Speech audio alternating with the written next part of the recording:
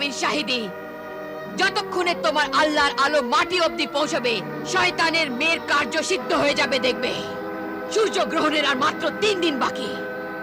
কোন রকমে এই 3 দিনও কেটে যাবে। তারপর এই সব বাচ্চাদের মাথা কেটে দেওয়া হবে।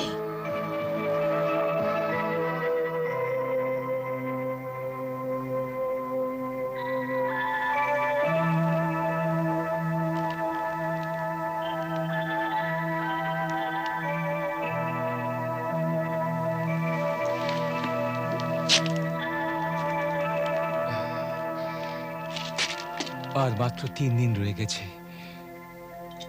ইয়া আল্লাহ, আমাকে সাহায্য করো।